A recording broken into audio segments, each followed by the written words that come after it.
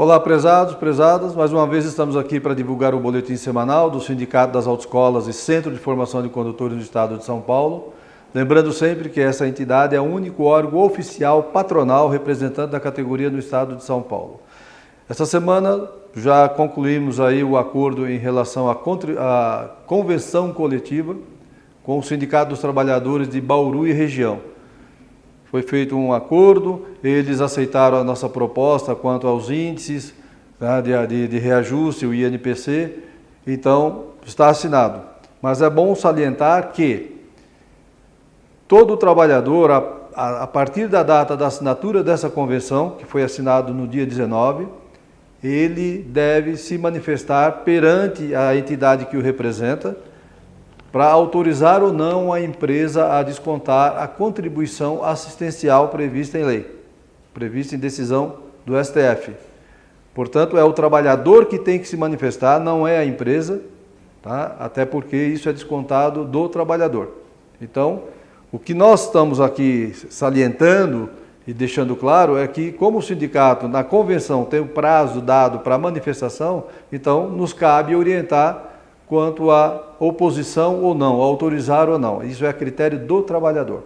Então, observem bem no site do sindicato, tem lá a convenção coletiva e tem a data que foi assinada. Tem 20 dias para se manifestar em relação a isso e a maneira que deve ser feita a manifestação. Da mesma forma que na capital, como teve que fazer um aditivo a essa convenção que nós já tínhamos assinado, foi dado mais o prazo de 10 dias a partir de segunda-feira, para que o trabalhador possa se manifestar, autorizando ou não a empresa a descontar a contribuição assistencial em favor do sindicato que o representa. Isso é uma decisão do trabalhador. Nós só estamos orientando. Tudo bem? Quanto aos demais sindicatos, nós não fechamos a convenção ainda. Conforme for fechando, nós vamos, logicamente, noticiando para vocês.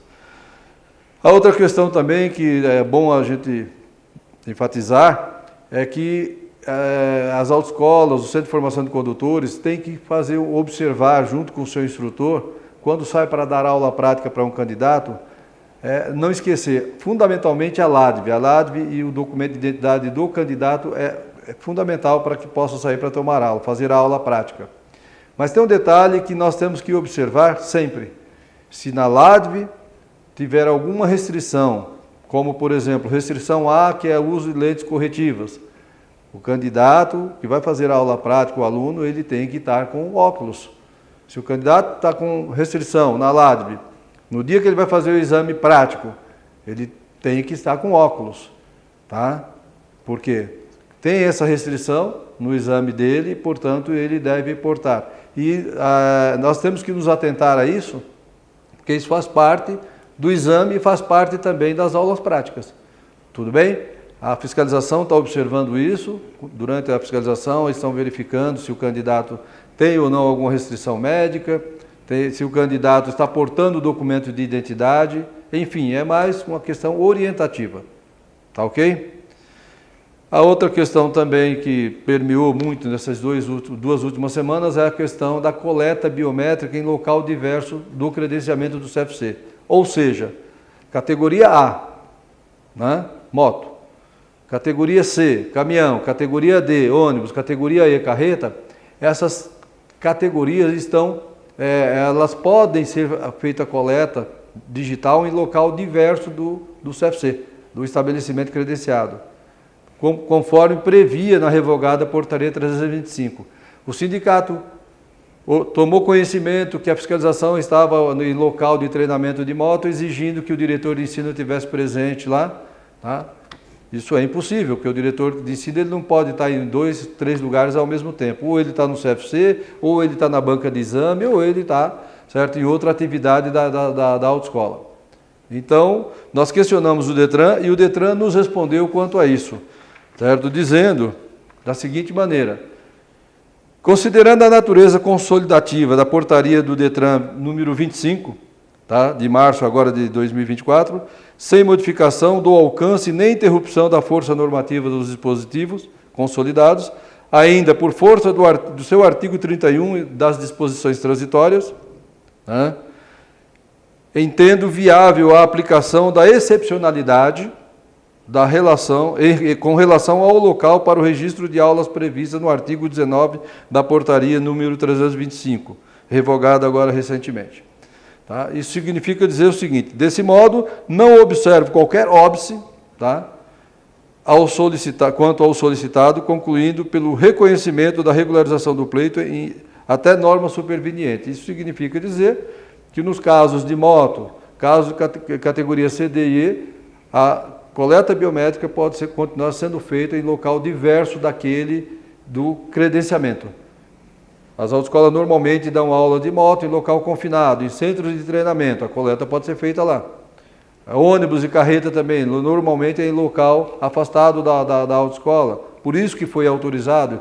Nem sempre um veículo pesado pode adentrar no local de credenciamento sempre, né? De trânsito, local para estacionar. Então é autorizada a coleta biométrica em local diverso daquele do credenciamento. Tudo bem? Então, essa foi a resposta do Detran, portanto, não cabe nenhum processo administrativo se a pessoa estiver fazendo uma coleta digital de um candidato a veículo de duas rodas, categoria A, ou C, D ou E, né? Em local diverso do credenciamento. Tudo bem?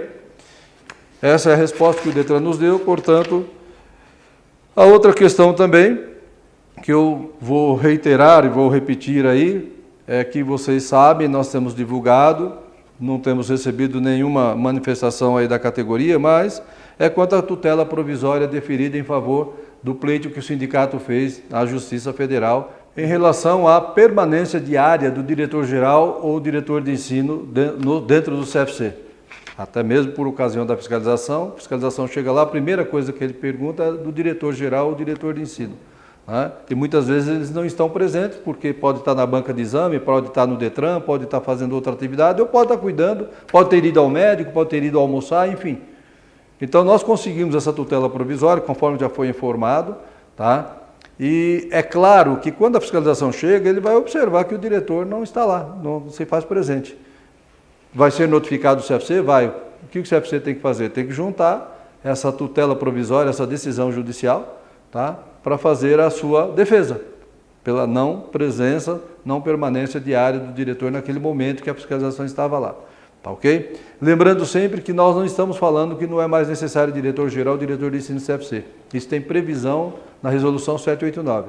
Nós estamos falando dos casos eventuais em que o diretor precisa se ausentar. Tá? Como eu, por exemplo, sou diretor da minha autoescola, estou aqui agora. Tá? Meu filho que está lá, se ele for ao médico, se ele for almoçar, se ele for fazer qualquer outra coisa externa, quer dizer, nós já vamos ser penalizados por uma coisa que o diretor, ele, mesmo não estando presente, repito, ele responde pelo que está acontecendo dentro do CFC. Tudo bem? Então, essa tutela provisória está vigente. Tá? Se vocês tiverem alguma dúvida quanto a isso, entre em contato conosco. Por último, eu gostaria de falar sobre a contribuição associativa, que este mês, conforme informamos semana passada, ainda vamos fazer a cobrança através de Pix ou transferência bancária, visto que o agente bancário que trabalha conosco em relação a isso ainda está atualizando a sua plataforma. Portanto, solicitamos que seja feito através de Pix ou transferência bancária. Mas para isso, o que eu tenho que pedir é para que vocês façam, né?